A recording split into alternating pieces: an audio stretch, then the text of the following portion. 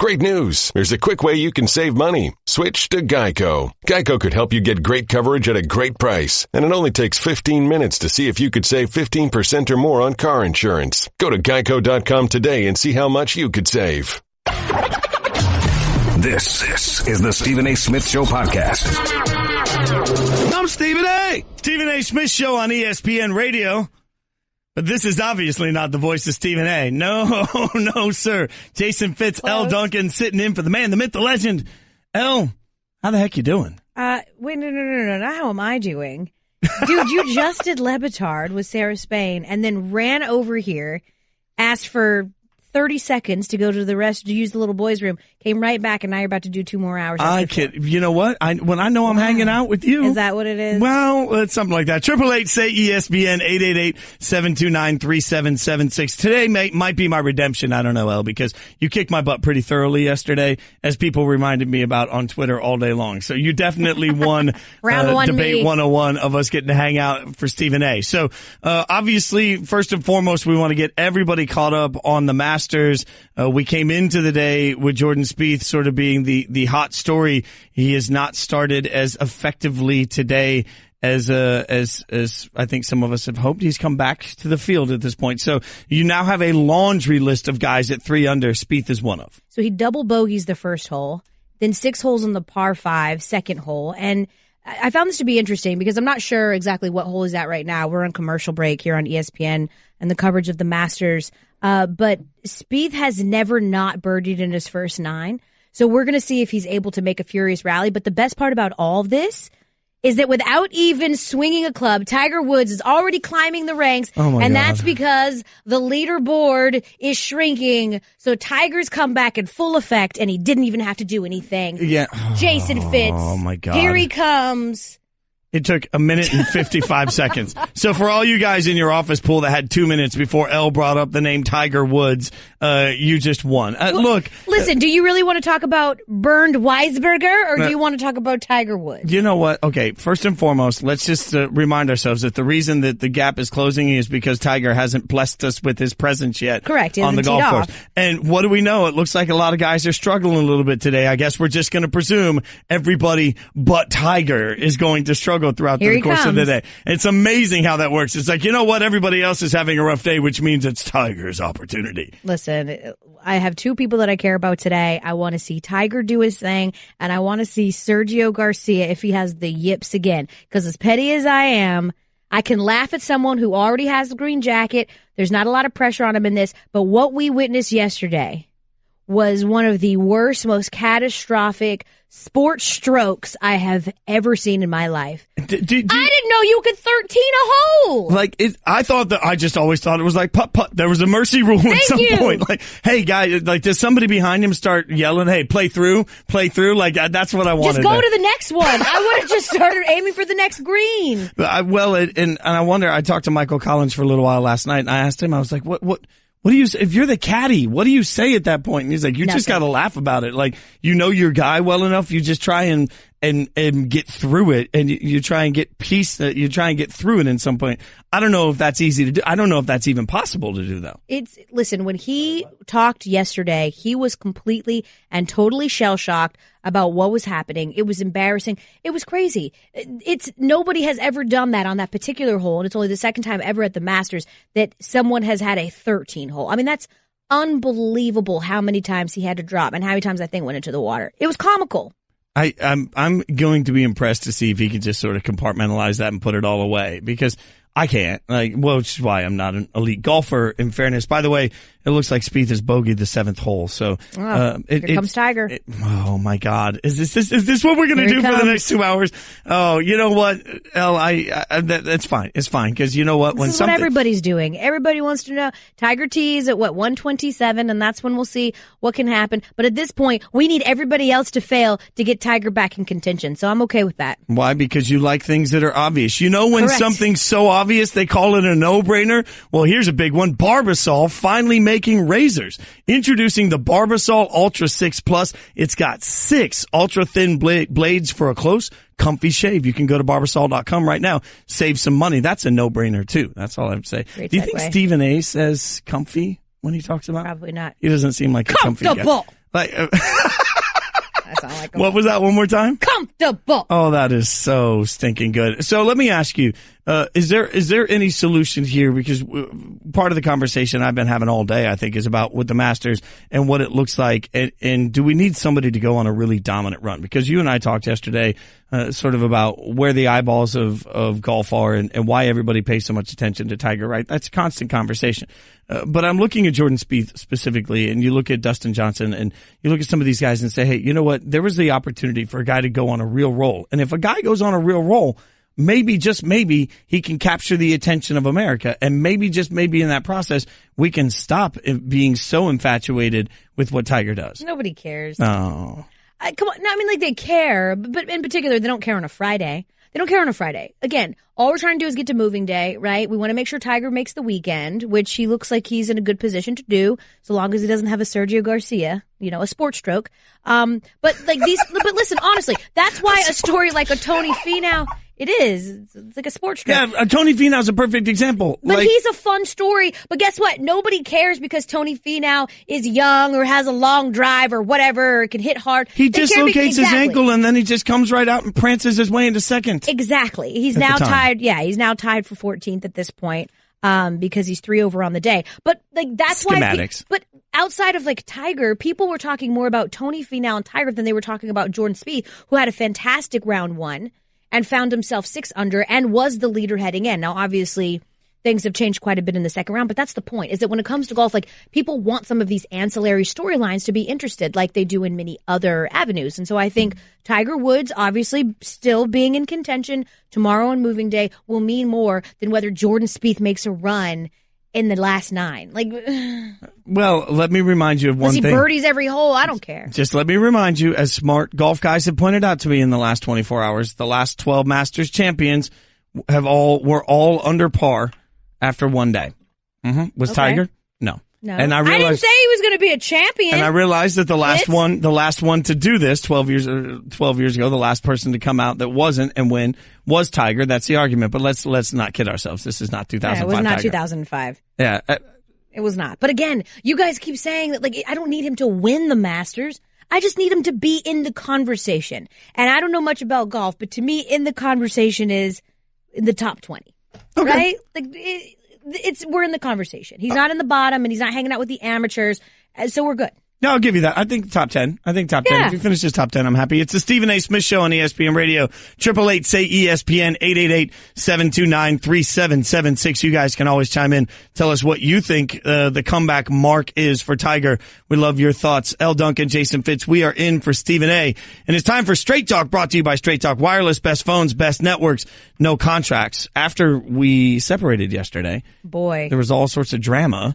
As we find out that Connor McGregor went into the loading dock area of the Barclays Center and sort of lost his cool, picked up several different items, threw things including, but not limited to, a dolly or hand truck with precision and aim and directly into the window of a truck or a bus carrying other UFC fighters. The shattered glass causes injury, and as a result of the injury, a couple of fights have had to be canceled from UFC 223 this weekend.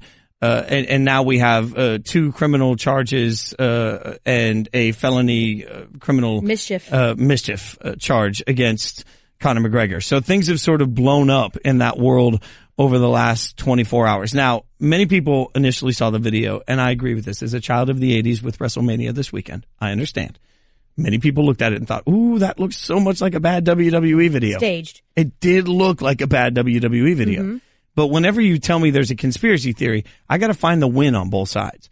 And even before there were charges filed for Conor, I never saw a win for this in UFC for this weekend's fight. I mean, having a guy lose his cool backstage in the loading dock that you don't even have under contract to fight another fight right now, when you're trying to promote a fight he's not involved with, and it hurts the fighters that are involved that you're trying to promote. There's no win for the league in this. I can't see any, for anybody that's like, oh, I think this is staged. Tell me what the benefit is for UFC. I agree with you. I mean, I think the one benefit would be that, again, you're talking about UFC 223. I'm not sure anybody could have named anyone on any card. WrestleMania this week, and Conor McGregor back in the headlines, someone that has no contracted fight. No one knows his future. And here we go. We're leading SportsCenter with Connor McGregor, right? We're with the NBA playoffs, with WrestleMania, with all these things happening. We're talking about Connor McGregor. Kyrie Irving's out for the season. But how do you monetize that? Monetize it. But here's my thing, though. And I think I also was at first, I think that this is staged because there goes Dana White, UFC president, ready to go, ready for any camera, saying things like, I don't want to be in business with Connor anymore. BS, right? Like in my mind, I'm like, oh, stop. This is a huge deal for him. This is because let's be honest, like that's what's made Dana White and the UFC so successful is the circus spectacle that they have created. What I will say is this became very different for me when I saw that New York decided to press charges because these are felony charges.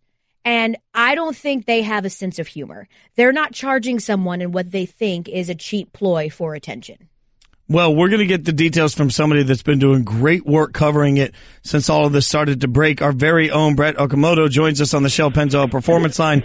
Brett, I feel like we're almost dating. I'm talking to you so much right now. Give me the latest on what's going on with Connor McGregor and what the latest with this situation is. The latest with Connor is that we're all just sort of waiting to find out. He spent the night at the 78th precinct in New York, and then he was transported over to the Brooklyn Criminal Court, which I have been at all morning. And the way it works is he needs to be processed, and then he comes in and has an arraignment hearing, which is not really expected to last all that long, but you don't really have a clear indication of when it's going to happen. Right now, the court is on a lunch break, so at least for the next hour, there will be no update on Connor McGregor, but he'll appear before the judge later this afternoon. Brett, take us back for a minute, though, because for your average person that saw this video on TMZ and thought it was hilarious to watch him lose his ish, like, why? Why did he go crazy? What's the beef? What's the source of this? And why would he do this? Well, I think there's a couple of things at play there. One is that he does not like this Khabib Nurmagomedov who's fighting or was fighting for the title this weekend. That card has now gone through a whole series of changes, and actually there's no resolution quite yet on what the main event is for UFC 223, even though it's tomorrow. But originally it was this lightweight from Dagestan, Khabib Nurmagomedov. They've had issues in the past. They've squared off in the past. They've had altercations in the backs of arenas years ago. They just don't like each other. And earlier this week, Khabib got in the face of Conor McGregor's teammate, Artem Lobov. And okay, so now you have a little bit of beef. So now why this crazy reaction? I think that brings in the other element to this, and that is that Conor McGregor has sort of lost control a little bit. I think he made a whole lot of money last year. He feels like he's a god right now. I think there's a lot of people around him who don't, keep him in check, don't tell him no at all. And so he's kind of just running wild. And, these guys are fighters. They're cage fighters. They have a little bit of an edge to them anyway. And then when you magnify that by everything that's going on in Conor McGregor's life right now, I think you can try to make sense of what happened yesterday. Brett Okamoto joining us on the Shell Pennzoil Performance Line. Do you get any sense for the guys who have now had their fights canceled if they'll try and take legal action against Conor? Yeah, absolutely. I mean, immediately that's what a lot of people want to say is, oh, these guys are looking for lawsuits. I mean, I can tell you right now that these guys put in a full training camp.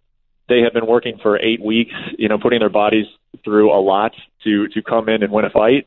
And they never want to pull out. I mean, it's never their first thought. Even if they're like, oh, yeah, I could sue Conor McGregor, their initial reaction always in any situation is, I want to keep my fight.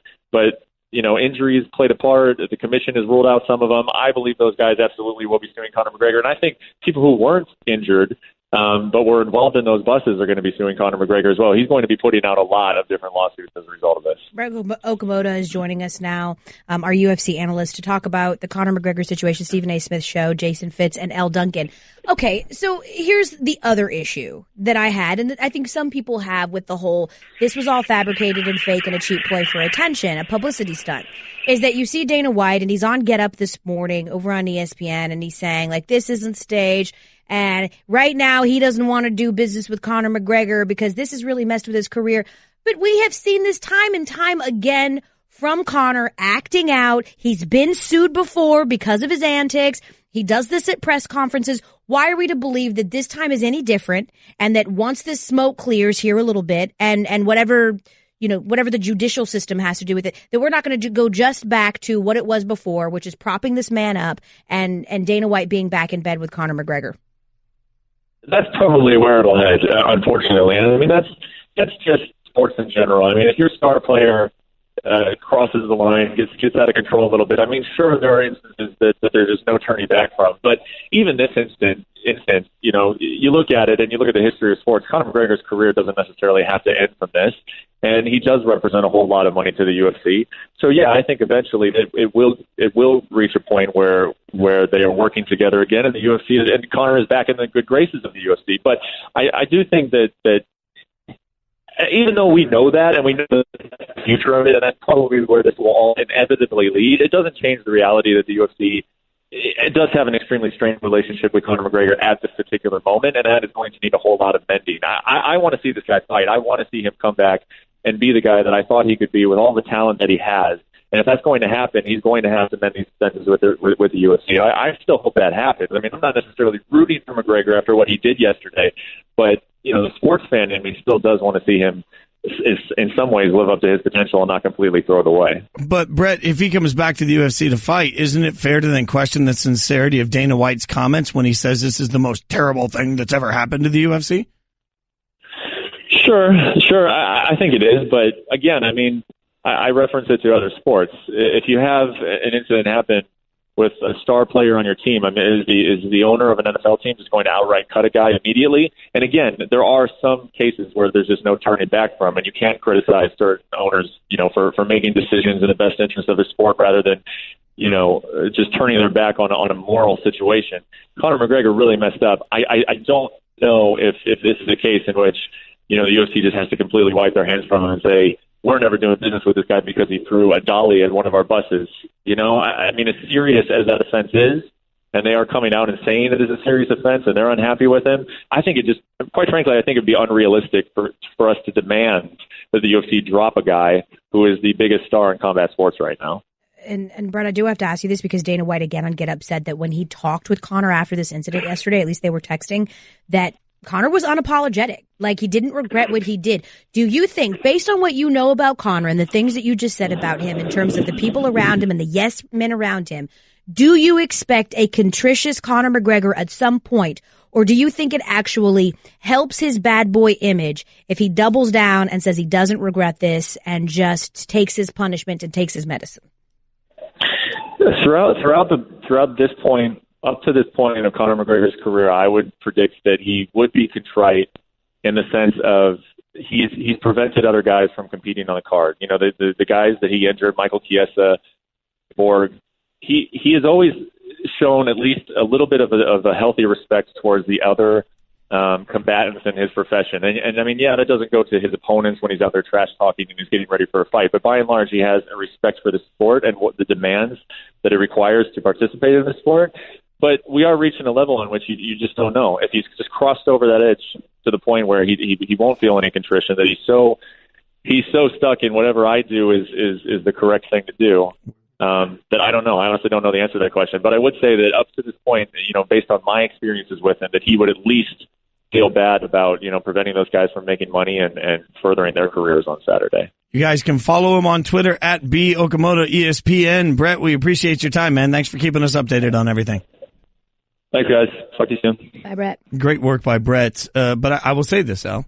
The question he just asked, do you think an NFL owner would cut somebody?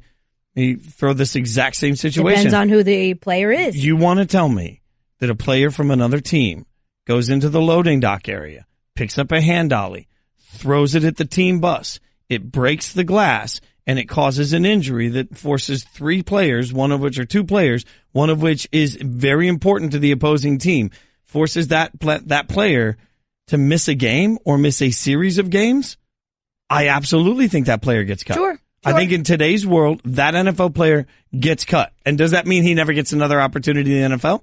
Probably not. No, I don't know that. But I have a hard time envisioning that, you know, said player that Jason Fitz playing for the Raiders goes into the loading dock area and throws a hand dolly at the Broncos bus and there's no penalty for me beyond just we're really going to look into this and we don't know if we want to work together. But part of that is because we have tried to force this narrative that all these professional athletes are Boy Scouts, right? And that they are role models and that they should not be aggressive off the field. However, that is 100% how Conor McGregor eats. is by being a bad boy who's crazy and wild and punches people and gets in bar fights and attacks cars in Vegas. I mean, who runs with the mob in Ireland. Like, that's his whole image. So no, I don't think that this will affect his image at all. And in fact, I think that it continues to breathe life into that image because, again, we propped up a fight between him and Floyd Mayweather, who was a woman beater, not even a year ago. So no, do I think that there will be any fallout from this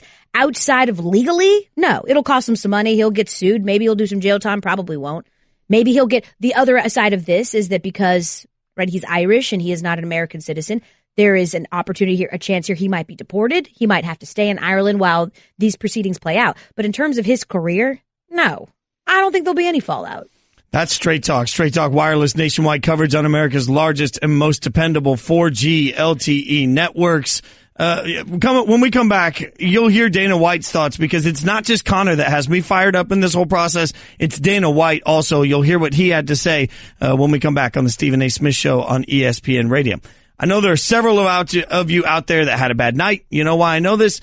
Because I know a lot of people like you that didn't get great sleep because of snoring. My father-in-law's one. And that all ended when I got him the revolutionary Zipa device. Zipa is a game changer. If you snore, you're not sleeping. If you're not sleeping, you're not succeeding. If you want success, you got to be at your best. Zipa is the solution that helps you get the great sleep so you feel your best in the morning. And everyone who sleeps next to you gets the rest they need to feel great in the morning, too, like everybody in the house, because my father-in-law snores really loud until he got the Zipa. Zipa is the only snoring solution of its kind. If you snore, you need to get a Zipa. If you want to go to ZYPPAH.com, it's easy to remember because Zipa is Happy Z spelled backwards. Go to Zipa.com right now. Get a Zipa and tell everyone you know to get a Zipa. Remember, it's ZYPPAH. That's Zipa.com. Get the great sleep you need and deserve. I don't know how else to say this, so I'll just say it. What is it, Linda? I think we should see other people. Are you breaking up with me? On a roller coaster? Well, we do have a lot of fun. Maybe we should stay together. An emotional roller coaster? Surprising. What's not surprising? How much you could save by switching to Geico. I just need a little me time. Geico. 15 minutes could save you 15% or more. You're listening to the Stephen A. Smith Show podcast. Mighty, good man. Yeah, take that, Stephen A. That's for you, Jason Fitz, because you did Lebitard before this show for 3 hours and now filling in for the Stephen A. Smith Show, and you are a man amongst boys. You know what? I just get to hang out with everybody and talk about sports. Like, that's the best job in the world. Sure. So I'll do it all day, every day, as long as they ask me to. It's the Stephen A. Smith Show on ESPN. 888-SAY-ESPN. That's 888-729-3776. The glorious voice you just heard was Elle Duncan. I'm Jason Fitz, the one that sounds like he's just hitting puberty. That's me. The one that sang so beautifully, that's Elle. ESPN Radio presented by Progressive Home Insurance, getting a quote easier than ever. We want you guys to chime in because we're trying to figure out what the future of UFC looks like with or without Connor McGregor. So 888-SAY-ESPN, 888-729-3776. Are you going to watch if there's no Connor? I think that's the fear for a lot of MMA people. It's like, I think a lot of MMA fans will do whatever they have to do to justify the actions of Connor McGregor because what they don't want is their darling to not be a part of their sport. I think the biggest fear after all of this was when he goes to this boxing match and he gets this significant payday. You're not going to get that kind of money to fight in the UFC. No one cares. And so for me, while it was a great one-off payday for McGregor, I always wondered at the time, what does this do for the UFC? Because there is no one for him to fight that comes close to fighting a Floyd Mayweather and that spectacle that you paid for, that $120 for. He made all of that money. He's not going to make that money fighting Habib Nurmagomedov. I'm sorry, it's not going to happen. That's an exact pronunciation of that. It's close enough. And it should be noted for anybody that thinks that's okay. Getting punched in the face is getting punched in the face. So if I can make a lot of dollars to get punched in the face, sure, I'd rather make a lot of dollars to get punched in the face. I mean, I would see Connor trying to make a return to the boxing ring before I see him trying to make a return to MMA simply because of the money. But my issue isn't just with Connor McGregor in this process. I also have a hardcore issue with Dana White, which UFC fans also want to protect everything that Dana White does. But the fact is, he was on Get Up this morning, and he was asked directly if Connor McGregor would be fired. This is what he said. And obviously, the big question everybody's been asking me, are you firing Connor McGregor? Are you firing? I mean, this is bigger than is Connor McGregor getting fired. There's just so many more moving pieces to this thing, and it's so bad. The guy to turn himself in, and he's probably going to be a convicted felon when this is over. Way to tap dance around that one, Dana White. Tap dance. Backtrack. Is Dana White going to be on Dancing with the Stars? Possibly. It feels like it. Feels like he's got a little what do you know dance terms? I don't know dance terms. No. Okay. He's doing he's juking the juke. Maybe somebody taught him how to Dougie. Ooh, I should never do that again. No, that's not what stepping backwards. He foxtrotted. Teach me how to, yeah. Oh God, no! You're doubling down by trying to do the Dougie. Fitz, stop it. That's not it. Oh no! Oh man! The point is, he was asked, "Are you going to fire Conor McGregor?" And what did he come back? Well, this is bigger than that. No, it's not. Like, whatever happens to Conor McGregor at this point isn't your problem, Dana White. Conor McGregor's involvement in the UFC is your problem. So the direct question is, what are you going to do about your problem? That's the question Dana White's not answering. That is awful to me. Like, just stand up and either be a man in this process and say, heck yeah, he has scorned me. I will not work with him again. And eat crow if you do. I don't care. Or stand up and say, you know what? I can make money and I really like money, so I don't want to close any door. But to come in and tell me in one breath that this is the most disgusting thing you've ever seen, and then turn around the next morning and say, well, it's bigger than just whether or not we're going to keep him employed. I hate it. And it isn't. But listen, I would question whether this is not great for Conor McGregor. Listen, outside of the legalese, right? Yeah, right. That's not great. Nobody wants to be a convicted felon. But at the same time, like, This goes right. Like, he epitomizes every stupid stereotype that you can imagine, right? And like, that's part of, I guess, his lore. I have girls in the makeup room who don't give a damn about anything that happens in sports that will just say things like, I like Conor McGregor. I don't know what it is. I'm like, I know what it is. You like the fact that if you were his girl and y'all went to a bar and someone looked at you or glanced at you, it's possible he'd smash him in the head with a beer bottle. That's what you like about him. The unpredictability. He's explosive. He's volatile. And so for the people that love Conor McGregor, he's a race baiting, already been sued, already off the chain and bombastic character. How does this change anything that you already like about him? It doesn't. It's the Stephen A. Smith Show on ESPN Radio. Elle Duncan, Jason Fitz in for Stephen A. 888 say ESPN, 888-729-3776. Are you guys in or out on Conor with the UFC? We'll go to Keith in North Carolina. Thanks for calling the show, man. What do you got? Hey, thanks for having me on, guys. Yeah. I think Dana White hit it right on the head. It is a bigger issue than Conor McGregor. The bigger issue is, where does the UFC go from here? I think the UFC is starting to see its downfall already, and this is kind of just the thing that burst the bubble, so to speak, when it comes to the UFC. Is it's losing its biggest superstar, and it was already in a free fall before this. Their viewership's down. It's not good fights anymore. You don't have any superstars other than him. And now you just lost him probably forever.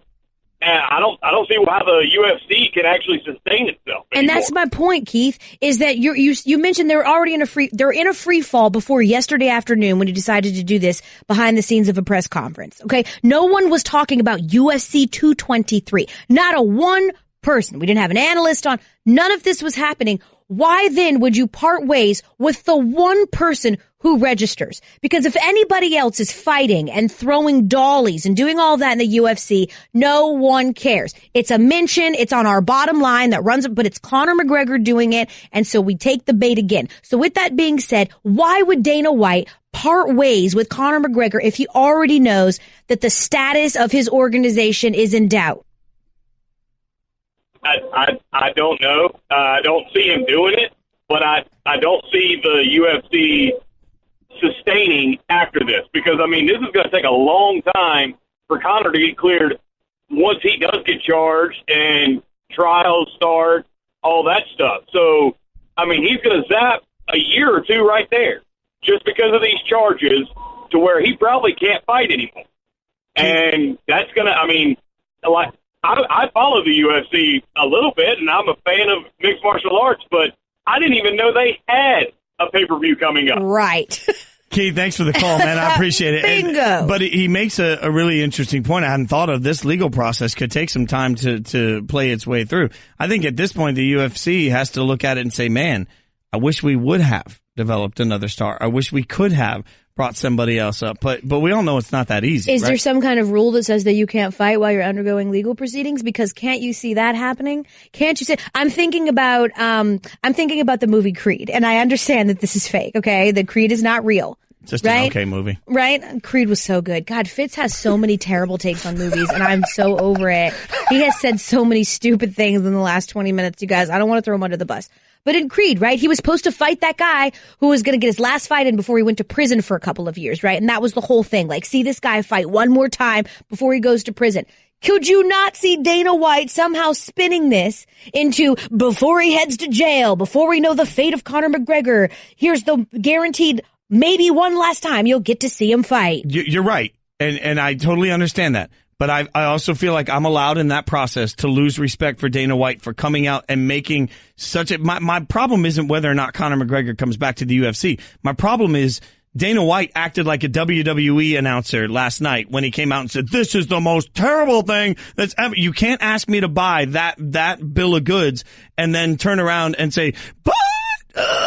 guess what? We're going to make some cash on this one. Like, you can't ask me to buy in. So because of the whole Dana already dug, that's why I'm out on it. 888 say ESPN 888-729-3776. We'll go to Chris in Vegas. Chris, what are your thoughts? First off, thanks for having me on the show. Yeah, man. Thanks for coming. I do want to say that the UFC was okay before Conor McGregor. They'll be okay after him. They'll find another rising star. But having said that, at this point, I don't think they're going to let their cash cow go. So at some point, somewhere along the lines, this is going to be reduced to another misdemeanor. A settlement is going to be paid out, and he'll be back in the ring. And like you said, there's nothing that says you cannot fight while you're going through legal proceedings. Nowhere in the world does it ever say that. Also, being here in Vegas, if you west of the Strip, you're riding on 15, you see the signs every weekend for a UFC fight coming up. They already lost one of their biggest stars in Ronda Rousey. They lost her because she lost her edge and just kept getting beat up. So at this point, they're not ready to let Conor McGregor go. So they're going to figure out a way to make something happen where he avoids real trouble by not going to jail, and he's going to be able to fight again. I guarantee it. Thanks for the call, man. Appreciate it. Question for you. Yes. Which one happens first? Conor McGregor fights again in the MMA, or Tiger Woods wins a major? Conor McGregor fights again in the MMA. I had to think about that one for a second. You almost stumped me. You see that? Yeah. See that that segue into the Masters? Because my boy just teed off, or is about to tee off. And let me just say, watch out, gallery. Oh, my God. Everybody's playing poorly today, but apparently Tiger's going to just walk watch your out. back, gallery. Oh, my God. This is what's happening. By the way, I do want to say to Chris's point earlier, MMA was... air quotes, okay before Conor, and it will be okay. I'm going to use the same words. I'm just going to use different emphasis. It'll be okay. Just like Tiger's sort of okay. Okay. It's the Stephen A. Smith Show on ESPN Radio. We'll keep taking your calls. Elle Duncan, Jason Fitz. We'll keep taking your calls. We'll get you updated on the Masters. And we're going to start a little bit of a quarterback conversation, too. We got a bunch coming up for you. Sure. Don't go anywhere. ESPN Radio, Stephen A. Smith Show. Guess what? You're in the middle of the Stephen A. Smith Show podcast. Damn it, I mean it! Guess what? You're in the middle of the Stephen A. Smith Show podcast. Damn it, I mean it! It's the Stephen A. Smith Show on ESPN Radio. 888 say ESPN 888-729-3776. Over that music, I can't yell. Elle Duncan, Jason Fitz in for Stephen A. Stephen A. will be back on Monday, but they let us sit in the big boy chair, and when when the smooth stuff comes on, I feel like I just have to lay back a little bit. Did I? So you're trying to get like your Barry White on because it isn't working. Hello. Oh, that's God, the best I got. No, I got you nothing. sound like you have sore throat. Well, this is. Thank you so much, Elle. I appreciate it. Do you, Fitz? Elle is salty right now because her comeback is at least so far. We're only one hole in. He's one hole. Yeah. So package this however you'd like. Tiger Woods tied for 35th after one hole today. As he picks up an extra stroke, he's now 2 over. So the Tiger Woods debate will continue throughout the course. He started the day 2 over. No harm, no foul. It's like a push. No, he started the day 1 over, right? No, he started 2 over, I thought. I'm seeing no, he started 1 over. Oh, he started 1 over? Oh, it took me a day and a half. I have defeated Ellen something. I thought he started the day 2 over. It's Whatever. a sympathy He's win. down a stroke, so what? Oh, man. So we've been talking a lot about Connor McGregor, what it means for the UFC. A bunch of you guys want to chime in. We want to let you. John in St. Louis. John, thanks for calling Stephen A. Smith Show. What do you got, man? When Dana White says it's bigger than UFC, this is where you guys, the casual fans, and people who don't know what they're talking about, that's who he's addressing. Conor McGregor is an Irish citizen. He's not American. Wait. Before you come on and come at me, all right, since we're on Stephen A. Show, I'll come right back at you. The question he was asked is, are you going to fire him? What does any of the rest of it have to do with that piece of the question? That's what I'm trying to tell you. First of all, he has to get a visa to come to the United States to fight. The DOJ probably will not give him a visa because he's going to be a convicted felon. What prevents Dana White? What prevents Dana White from firing him right now? No matter what the departments do, no matter what visa happens. I've traveled internationally a lot for work. I'm familiar with the process. Thanks. What prevents him from firing him today, right now? I can tell you, Bellator, rival promotions. You don't think a rival promotion's going to come along and snag him up and make a buck off of him that way? I don't care. But let me ask you this, though, sir. If there isn't anybody fighting in UFC that's big enough to contend with a Conor McGregor, then who's big enough in Bellator that's going to contend with a Conor McGregor and make any money? Who's he going to fight in Bellator? Let's be honest. If that's considered the farm system. Can I talk really fast? Bellator is owned by Viacom. Viacom has more money than the UFC does. All right, they shell out big bucks for subpar fighters. They sign UFC rejects, and they pay them better than what they were making in the UFC. Viacom has the money to roll anything they want to do. If they can put butts in the seats, they'll sign the guy, and they don't care. He already had a run-in Ireland in Bellator where he punched an official in the face and smacked a referee. So you think people are going to pay $120 in pay-per-view to watch Conor McGregor, the convicted felon, as you're going ahead and making him a convicted felon? You think people are going to pay $120 on pay-per-view to watch him fight, as you just said, a UFC reject? Because I'm not doing that. Would you do that, Fitz? No. Well, because the casual, you can talk about us for being casual fans all you want. The casual fans are the reason that he got an enormous payday to fight Floyd Mayweather, because no one cares about whether he's got a fantastic leg whip or leg kick or his grappling abilities. They wanted to see a spectacle. So the casual fan is how you get those $30 million paydays. They pay Mayweather, don't they? People pay to see him fight. Nobody even likes him. But John, exactly. Casual fans pay to see him fight, despite whether they like boxing or not, because you either hate him and you want to see him get knocked out and see if anyone will actually do it, or you love him and you want to see his undefeated streak go. What I'm saying is, you're so angry and calling us unaffected casual fans, and we don't know this and we don't know that, but the unaffected fans are why people care about the Masters right now, and the unaffected fans are why people pay to watch someone like a McGregor and a Mayweather do something that no one was interested in seeing outside of those unaffected fans. The boxing purists thought it was trash. The UFC purists thought it was trash. We, the unaffected fans, are the reason that he is a very rich man. Which is exactly why Bellator and any other organization would sign him if the UFC cut him. So that's why the UFC is not going to cut him and is not going to fire him. But John, we got to let you go. We're up against the break. We got to let you go. And the fact is, at the end of the day, what this comes down to is, I don't like the fact that Dana White says it's the worst thing ever. This is terrible. And then when they say, oh, you're going to fire him? Well, I mean, it's bigger than that. That's the piece of this you're dancing around with all of your department conversation. It's not about his licenses. It's about their decisions right now. Speaking of decisions, we're making the decision to move on to other stuff that's going to look great. Quarterback talk coming up next on Stephen A. Angry as I. Woo! That's just a sample of what you'll hear on the Stephen A. Smith Show.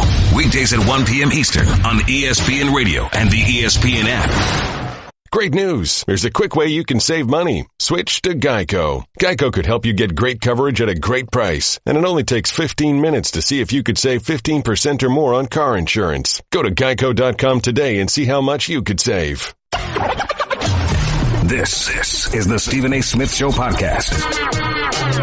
I'm Stephen A. Smith Show on ESPN Radio. 888-SAY-ESPN. That's 729-3776. That's the number to hang out with us. I promise I'll try not to yell at everybody else as the course of the day goes on. I liked it. I'm Jason Fitz. She's Elle Duncan. ESPN Radio presented by Progressive Insurance. Protecting your small business is a big deal. Cover what you've worked so hard for. Visit progressivecommercial.com. Elle, a lot of these draft prospects have worked really hard for the opportunity to go to attend it. You like that? Like, I thought that was pretty pro. The opportunity to be at the draft. And it should be noted that Baker Mayfield is not taking that opportunity. He's not going to be at the draft. That doesn't bother me. And I know it bothers a lot of people, and people want to turn around and talk about whatever that says about the confidence or whatever that says about does he want to be under the spotlight, or we question so many things about the way Baker Mayfield handles the moment. That being said, you're talking about a quarterback that has worked his whole life to get to this opportunity. I have no problem with somebody that says, you know what? I don't want my worst moment to be captured on film, and I also would rather share my best moment with the friends and family that got me there. Like, what's wrong with that? So you think that this is more about if he doesn't live up to the expectations of being one of the first quarterbacks picked, we're going to have a Brady Quinn situation? Because I got to be honest, I loved that. I loved the petty me. I was never a big Brady Quinn fan. I don't know. It is the Notre Dame thing. But watching Brady Quinn stew, right? Like his career was over because he wasn't a top 10 pick. And then watching him fall to 15 and then they moved him to the green room in the back. So God forbid he have to face the cameras because this was soul crushing that he was still a number one, like he was still a first round pick, but he wasn't the number one and he got passed over. And I thought it was incredible television. I loved watching the look on his face where he pretended like he was okay with it and then eventually just fleed to the back because he could no longer sit there and take it. What a joke. I thought it was great.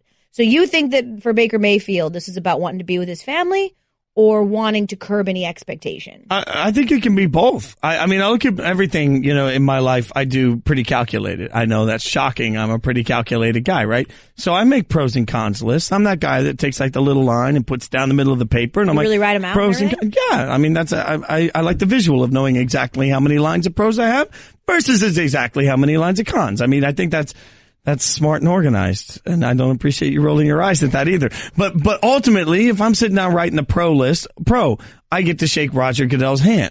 Con. Is that a pro? Yeah, con. I have to go deal with. No, but con. Like I might fall in the draft. Pro. I get to have this moment televised for the world. Con. I don't get to spend it with the people that I love the most. Like, why not? Like, you can bring your family. You can bring a few people. Like, for you personally.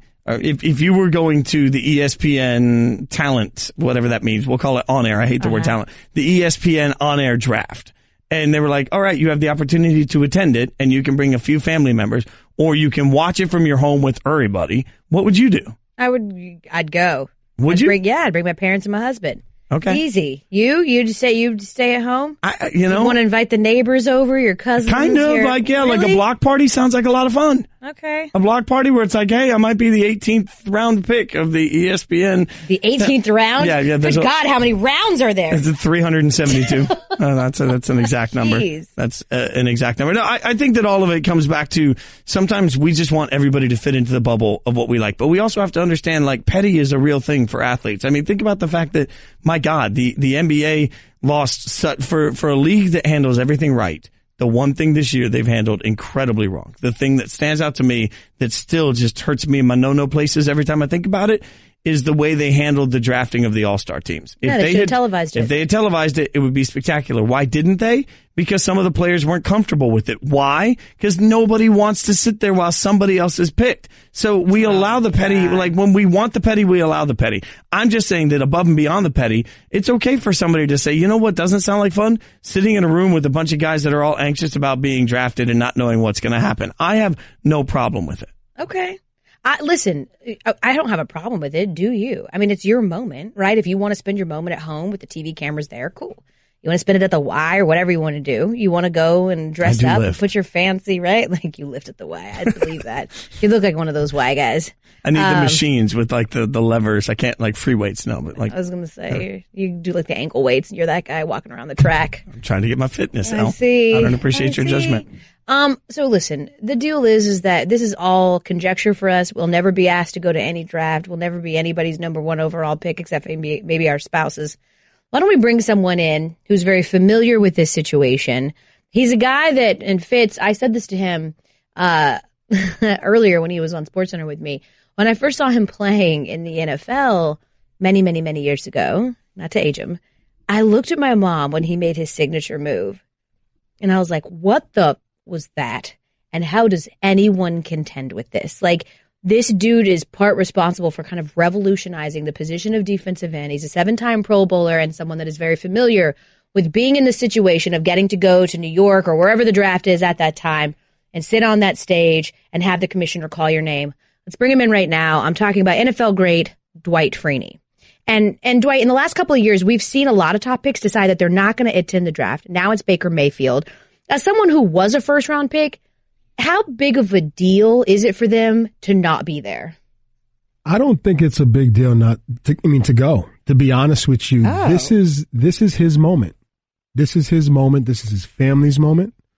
And this is, the fans, yes, it'll be great for them to see him on television, but all that he's gone through to this point, if he feels like he wants to be surrounded by his family, his friends, in whatever location that is completely up to him.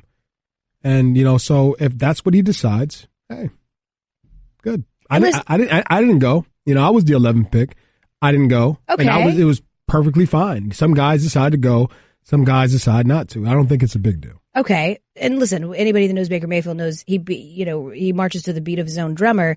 Some of this too, and I find this interesting, this part of drafting a kid. You essentially publicly almost try to criticize them and knock them down so that you have a chance to run at them. But while you're doing that, you're essentially taking them to the court of public opinion and shredding them, right? It's like when you get ready for a promotion.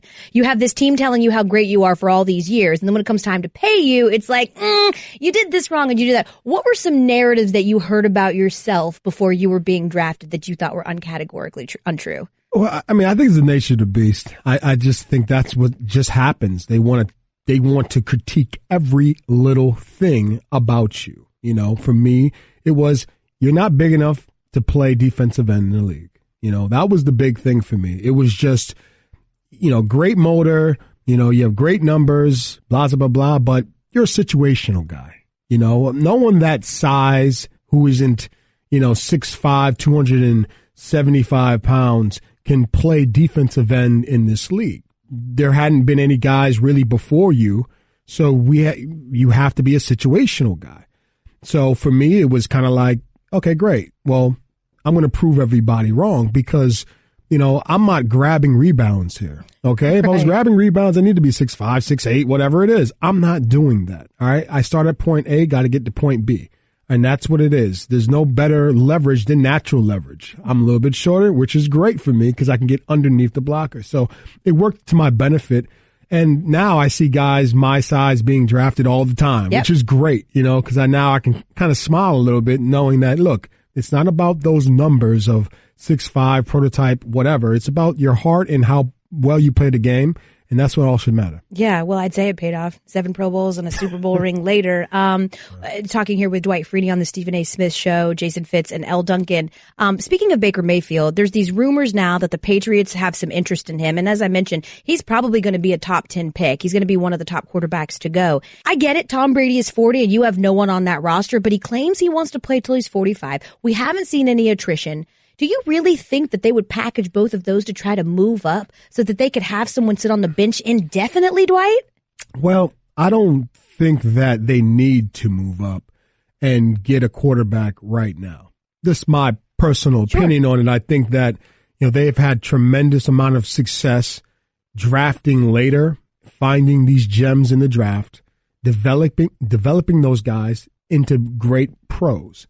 Okay. Now, if they feel like they need to get this guy because they feel like it's undeniable, then, I'm sure they have a plan. I think that if they keep the 23rd pick and the other pick they have, 31 pick in the draft, they can build and have more depth to different positions. They have a lot of holes in different positions. I think personally is the smarter move to do. But then again, I don't know what's really going on inside and what their real plans are. You know, I don't like to knock the Patriots. I like to knock them, but the thing is, I can't knock them because the fact of the matter is they win and they find ways to do it. And other teams are just trying to play catch up to what they decide to do. So I'm sure they have a reason for what they're doing. And even if they do get somebody like a Baker Mayfield, I think that's a great situation for all parties included, because you got Tom Brady, one of the best quarterbacks in the league. You're going to learn from him, you know, and you're going to be able to get your game on point. And the thing is, the Patriots get a guy who has a lot of talent at that position, which they never really had a high draft pick at that position. So sky's the limit there. So, you know, I think it's a win in both situations. You mentioned filling some of those holes. I'd say forget the future. Priority number one is replacing Nate Solder, because protecting Tom Brady's blind side seems pretty important if you're going to keep him on the field. Absolutely. I think, and like I always said, you know, it's all about the offensive line. I don't care what quarterback you have. I always say this, the quarterback gets too much credit when you win and too much blame when you lose. You know, I think if you build something around him, then sky's the limit for your team. You got to have somebody to protect the quarterback, you know, especially that quarterback. And I'm sure they will. And Dwight Freeny would be the one to know, because he spent an entire career making offensive linemen look like morons. Dwight Freeny joining us here on the Stephen A. Smith Show. Thanks. We're being told you have to go because you're on the car wash. So that means you've got somewhere else to get jetted off to. We'll get you a snack and keep you on your way. All right. No problem. Thanks, Dwight. Thanks for having me. Great stuff from Dwight. Really smart stuff from somebody that's been there. I really appreciated where the thing started when he agreed with me that, you know, the draft's not all that important. You should just celebrate however you want to celebrate it. Elle, I'm kind of on a roll. I mean, do you want to take some time to recoup and figure out? Listen, you can do no wrong in my eyes, because I've never seen you so fired up as when that guy got so indignant with you. And like, I thought you were going to like break out like a fiddle and just like read him the riot act. And so it was great. Listen, I'm going to let you take the day. I'm going to let you win. Thank you. I demolished you yesterday. And so I think it was time that you get a couple of wins. Essentially, in my eyes, right now, you are Tiger Woods. You're on the comeback trail. Oh, wow. You're doing your thing. Yeah, you're probably still sitting at 38th or wherever, 32nd. Mm-hmm. But, you know, you're 2 over on the day, and there's so many holes left. So I'm going to hit you with a very arbitrary NFL draft stat, okay? Right. And I want to credit Warren Sharp at Sharp Football for posting this graph, because I really can't read. I just need pretty pictures. And so he posted this pretty picture. NFL draft picks used on players 1 through 59 in the draft. Okay. From 2015 to 2017. Okay. The second least all over the place is 4. Several teams at 4 picks, 5 picks, 6 picks, as many as 9 picks for Cleveland. We saw how well that did. And over that span, New England, 1 pick. Yeah. What we are forgetting in this entire process of trying to figure out what New England's going to do is that New England is smarter than the rest of us. They're playing chess while the rest of us are playing checkers. We don't know what they're going to do, but the closer we get to the draft, the more I feel like there's a likelihood that they move down instead of moving up. We all presume they're going to package picks and try and move up to get somebody. That doesn't match sort of the way the Patriots typically do business. And the other part of it is when you're sitting at 23 and 31 specifically, you have the equity of the extra year. If you pick in the second round of the draft, you get a 4-year deal. If you pick in the first round of the draft, you get a 5-year deal. You have the option for that 5th year that every team holds. So those picks at the bottom of the draft have a lot of equity for people that are picking at the top of the second. For example, if you want a quarterback, but you want an extra year to roll the dice on him, it makes sense to move up to the bottom of the first round. I think that they're going to have players that want to come up at the bottom of the first round. And we're just trying to make it fit this narrative that because Tom Brady's old, that we suddenly think that they need a quarterback. Just because Eli Manning's old, we suddenly think the Giants are going to take a quarterback. I don't. I think the Giants would be wise to trade out, but if they don't, I think they're wise to take Saquon Barkley, who I think should be the first pick in the draft. Sure. And I think that the Patriots will do what the Patriots always do. They'll take somebody that's fallen near the end of the draft and we'll say, how do they get so lucky? And they'll trade down in the process and they'll manage to pick up more picks. I agree with that. And also we heard Damian Woody, former Patriot, say yesterday on this show, it ain't happening. They're not packaging that to move up for a quarterback. And I will say this as well. Do the research before you at me, Patriots fans or Boston fans or whatever.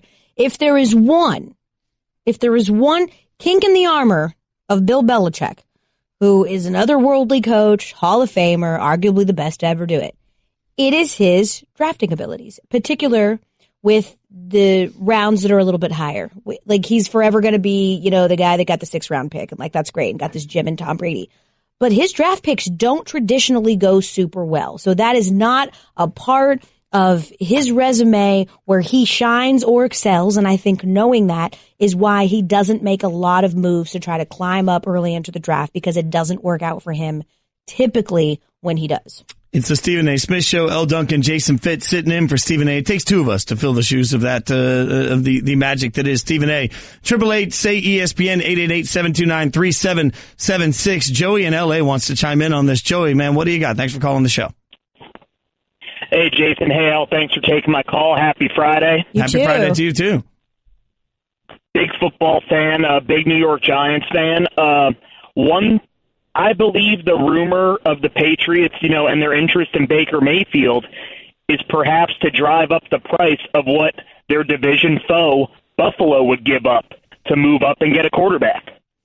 Oh, that is some hot take. My New York Giants have the most interesting pick in the draft, clearly at number 2.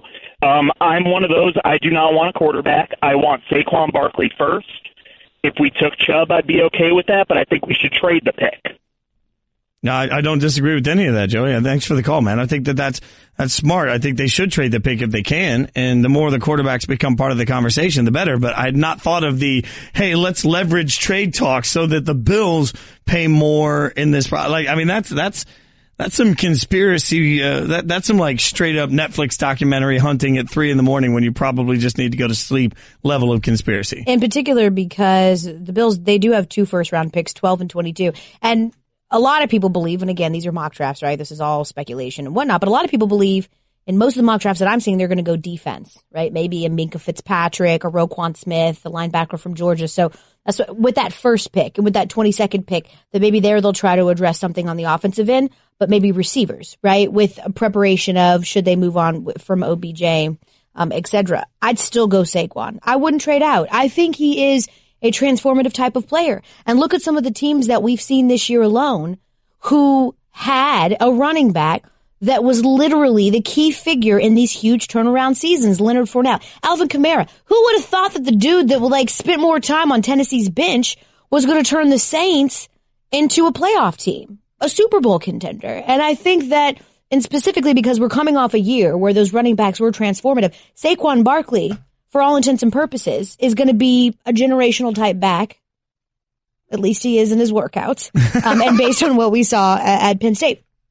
But I think if I'm the Giants, that's where I'm going. You've spent a lot of money on that defense.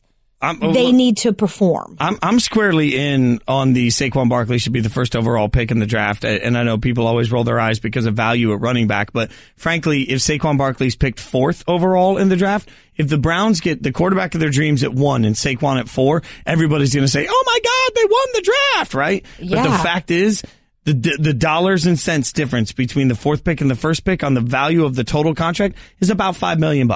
So you're willing to roll the dice on $5 million that Saquon's going to be sitting around at 4, or you just pick Saquon up at 1 and you take whichever of the quarterbacks you like best at 4. At 4, that's what I would makes do too. So much more sense to me. I don't care about look at us agreeing. I agree. If I'm the Browns, I'm taking Saquon number 1 overall because you do have your pick. To me, Sam Darnold, Josh Rosen, Josh Allen, they're all kind of created equal. So I think that you're 100% right. Wow, Fitz. Look, you're just agreeing with me because you know you can't beat me today. That's definitely not true. But I will ask you: are you all in on these quarterbacks? I mean, are you all in on the quarterbacks in the draft this year? That they're epic, franchise changing. No, oh my God! No, I think they're a lot like every other quarterback. But I think with the what we've done here and what I think a lot of these teams have done here in terms of their off-season moves is that I think they're planning and preparing for the fact that none of these dudes are ready to go. Right? Like, look, I'll talk about my team in particular. With the Broncos. That's why we signed Case Keenum. We have the number 5 overall pick. Okay, my team, go Broncos. I'm turning my chair around. You're just mad because you paid someone all this money, and even though he was healthy this past year, he completely underperformed. So that's why you're mad, but whatever. He's a Raiders fan, by the way. But I think that you saw that a lot. Look at all these moves, though. Honestly, Fitz, all these quarterback moves that we saw in the offseason, and yet and still, it didn't change the fact that all these people that made quarterback moves still need to draft quarterbacks. And I think they did that because they needed to prepare for the stopgap. I know that's what the Broncos are doing. They still need to draft a quarterback. And so I think that based on what we've seen out of these dudes, there's a lot of question marks with them. Yeah. Just like there is every year with quarterbacks. But Sam Darnold hasn't showed me enough. Josh Allen definitely hasn't showed me enough. Josh Rosen's probably the most ready to go.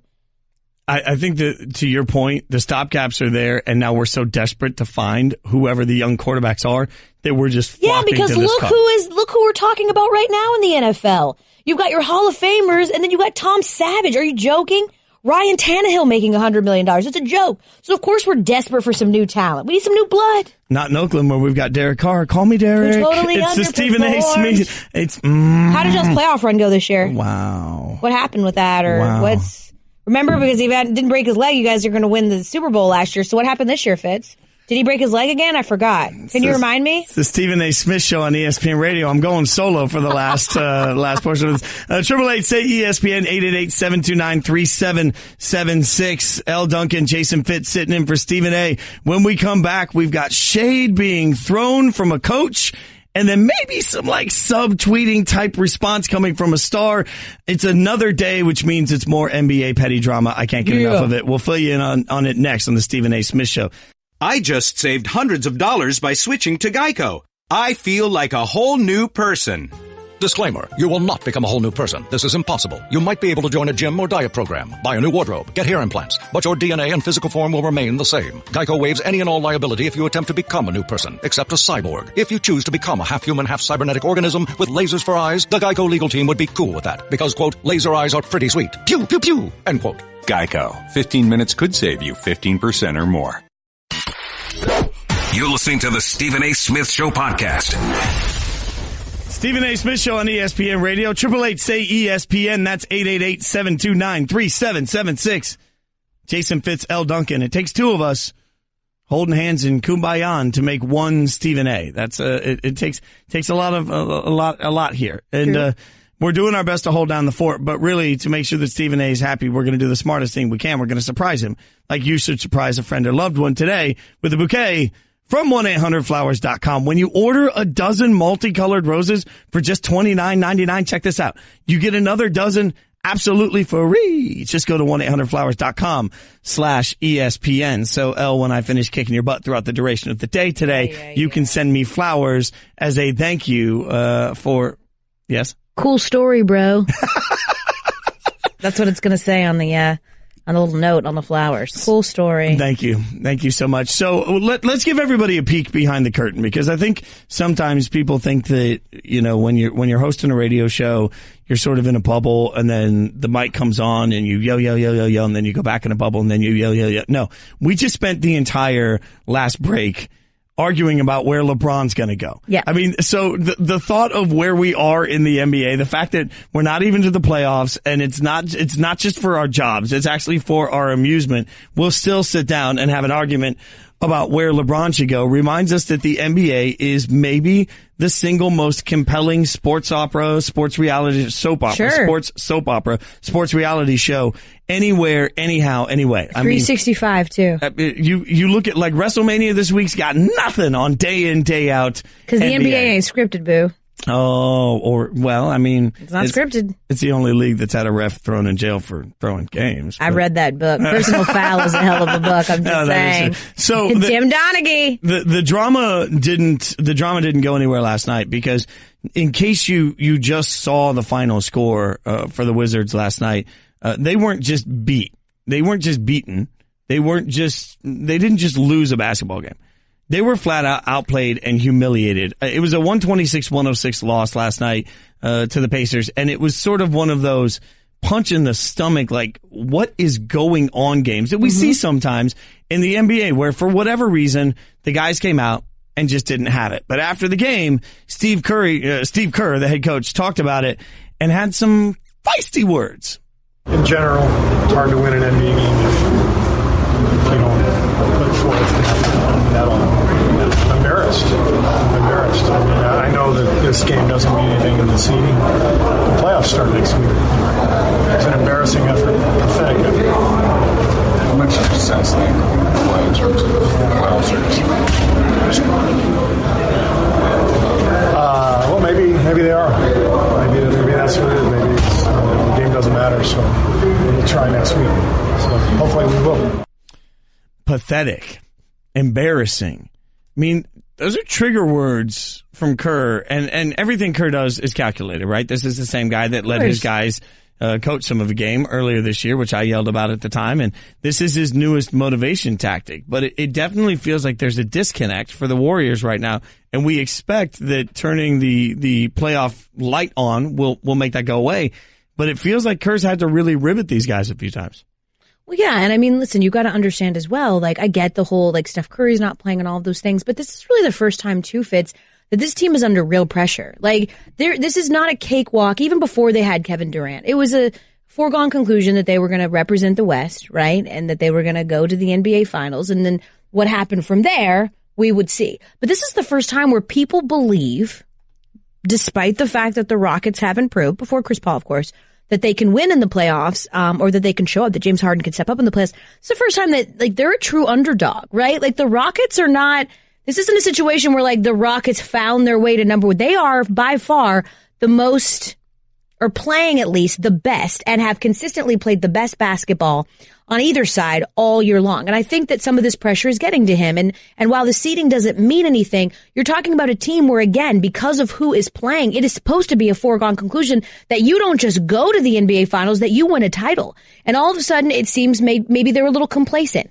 They came and steamrolled everybody last year. They won their ring. And this is a motivation tactic that we see a lot. Pop does this all the time. What we don't typically see is for your Finals MVP, for one of your players to come out and contradict everything that you said and essentially have a not so subtle dig back at you. That's what we don't see. You don't see that in San Antonio because Papa let him have it, and you don't see a Tony Parker. You never saw a Tim Duncan come back out and be like, agree to disagree. That ain't true. Not publicly. You don't see that. And we did see that with Kevin Durant. Yeah, this is what Kevin Durant said. This is crazy. Listen to what Kevin Durant said when he found out what Kerr said. I think we care. I mean, I think everybody's locker room cares about playing ball. So I disagree with that, but I understand what he's doing. The later part of his quote was, they had more energy, they had better strategy. I mean, when your star player saying they had a better strategy, I mean, that is some That's level a dig at of coaching. That it felt a little bit like when you're walking out of the room and you turn back around and you make that one last little comment under your breath to your wife, like you think the argument's done, and you're walking out and you're like, oh, and by the way, and that's what he did at the end of that. Like, it's like, I disagree. They had, and you just slip it into the middle of it. They had a better strategy. He's going at his coach. Like, that's the interesting part of this, because to your point, as much as Golden State has just waltzed through, and as much as we expect Golden State to waltz through, they have a bigger challenge this year. And I don't know, as much as you presume a team can just turn it on, it's fine when you turn it on because you know you're better than everybody and you're going to kick everybody's butt. What do you do when you turn it on and then you get to meet you meet an opponent that's every bit as good as you are? Sure.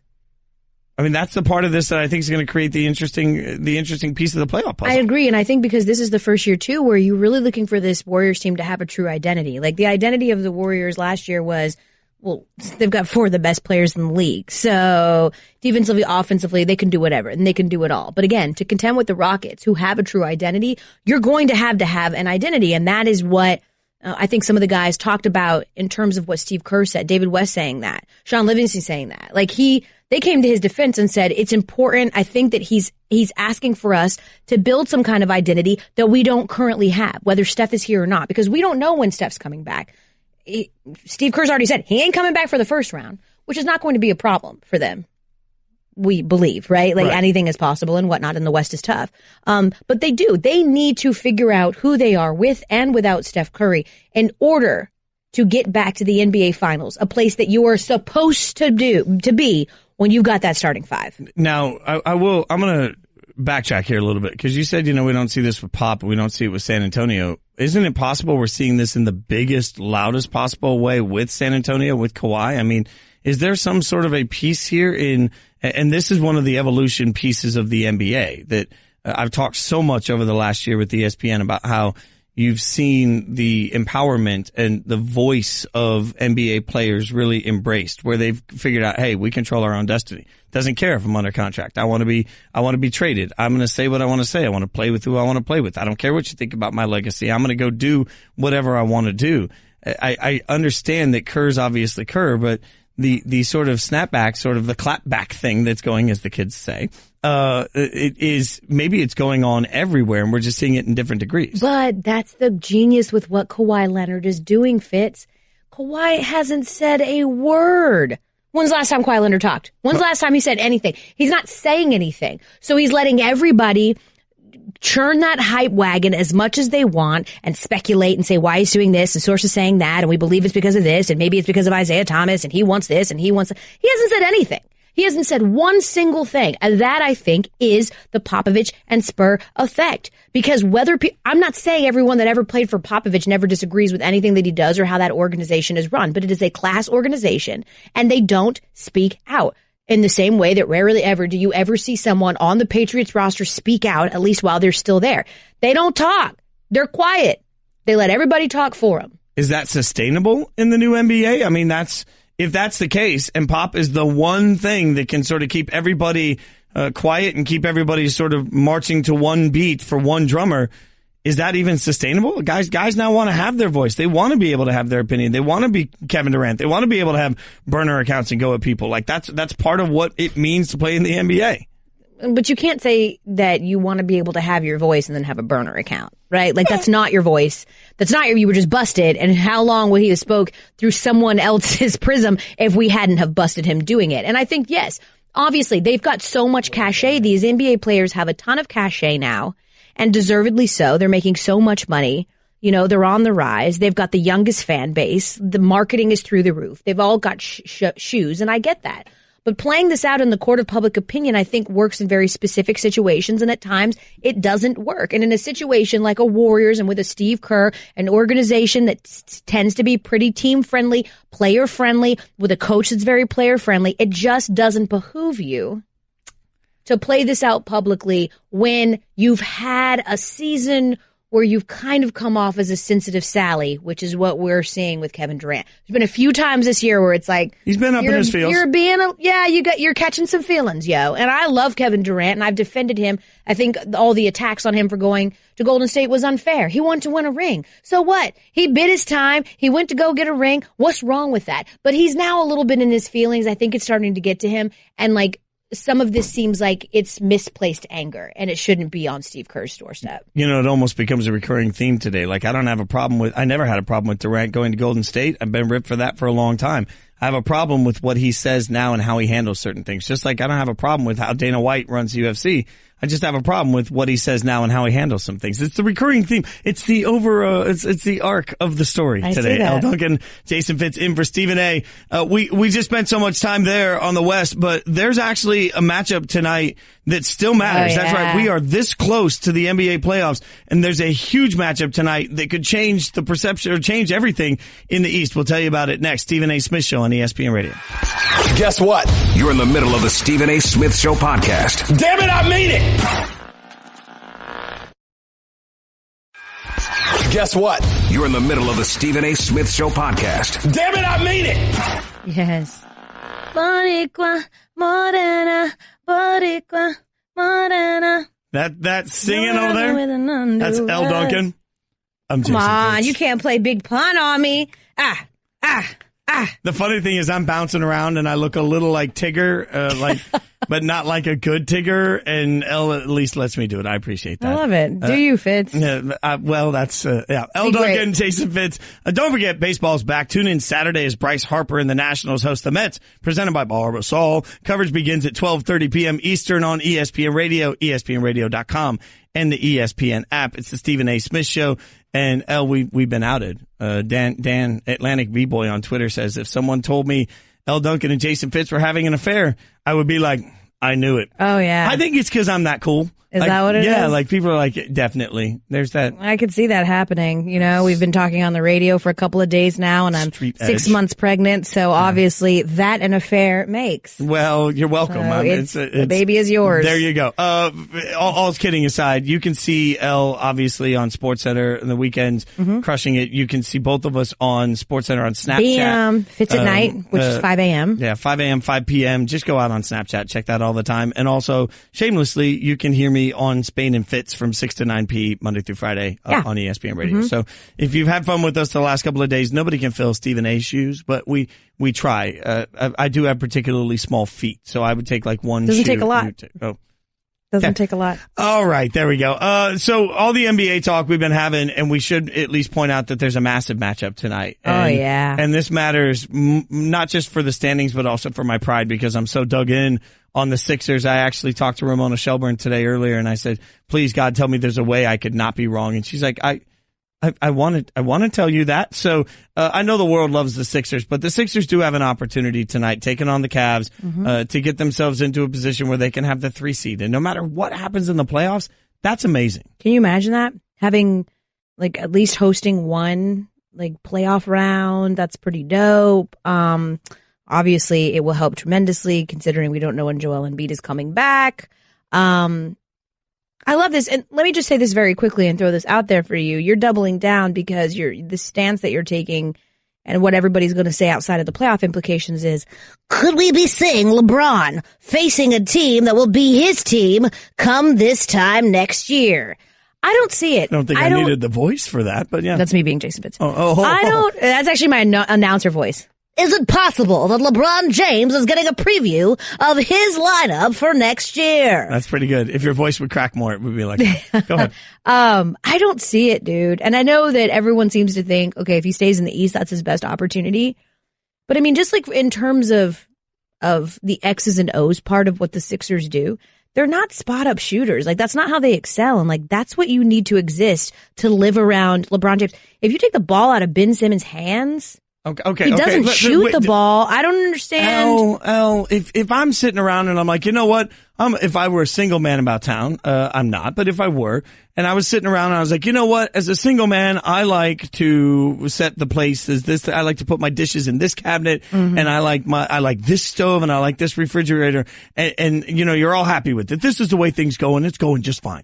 And then like a amazing supermodel walks in and she's like, hey, I'd like to move in with you. Suddenly, when I move in, I'm going to change everything. You're like, okay.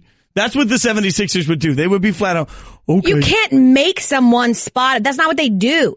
You can't just transform a team. What I'm saying is everybody seems to think that this LeBron, you just dump them on the Sixers and they're going to win a title, but not the way that it currently works. Yeah. Hello? LeBron couldn't do a lot with what he was dealing with earlier this year. They had to trade the whole dang team away.